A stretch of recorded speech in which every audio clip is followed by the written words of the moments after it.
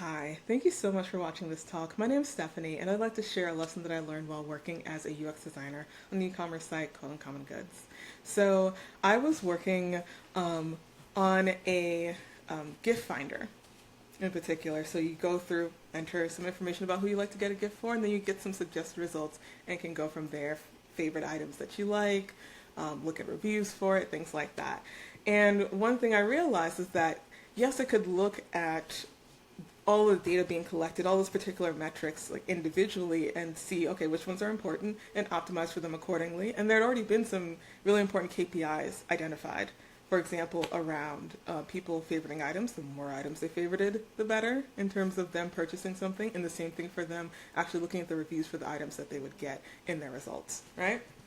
So you think, all right, let me go through and optimize for that and, basically aim for seeing those numbers go up. But what I'd like to argue for is that there's another approach where you look at these metrics in relationship to one another. And in doing so, you're trying to better understand the context of the actions that they're representing within a customer's experience, and in turn, use that to kind of understand the story that that data is telling about the different experiences that customers are having, and then see which one of those experiences is a good indicator of purchase and not just one metric alone. So I'd like to show you an example of that.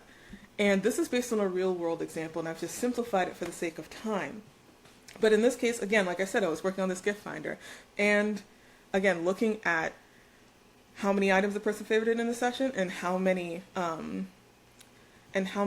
reviews they looked at. And I thought, I want to look at more metrics together because, say, for example, if someone gets only 5 results from the gift finder, them favoriting an item is a lot different than if they got 50 and they decided to only favorite one, right?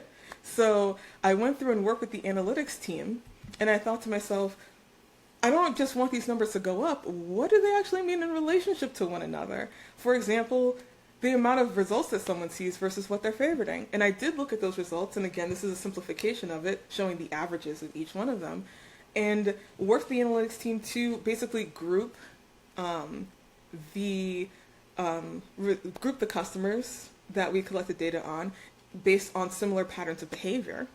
But at the same time, I don't think that you don't have to do that. You could take a much more simpler approach if you have different customer segments that you're already looking at and go from there. But point being, I took a much more statistical approach here, and then I looked at the relationship between these metrics within each of these groups. And group 3 is highlighted because they're the group that bought something. So there are 3 groups being represented here that had similar behaviors when they were going through the gift finder, and the third group is the only group that bought something. But they are not the ones that favorited the most out of the 3 groups, and they're not the ones that read the most reviews out of those 3 groups. And those are important KPIs that indicated, hey, this person will probably buy something.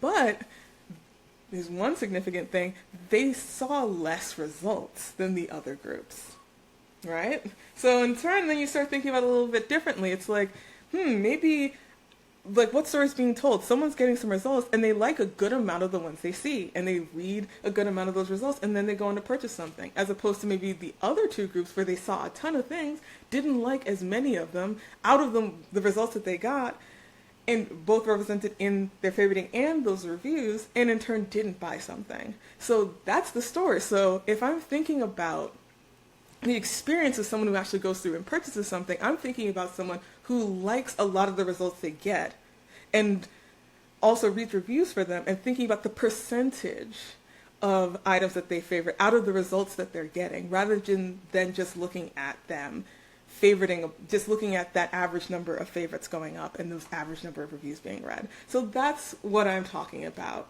And in doing that, you start to map out stories. Like I said, that person who's going through and liking a lot of the results they see versus someone who goes through and doesn't like as many things. And that's based on data. But that's a qualitative analysis that can then inform what decisions you might want to make later in the design process and what kind of experiences you want to optimize for. So I hope that this was useful. I hope that it was helpful, and I hope that you try it out in your design process and your design practice. And thank you so much, and please feel free to email me or contact me on Twitter if you have any questions.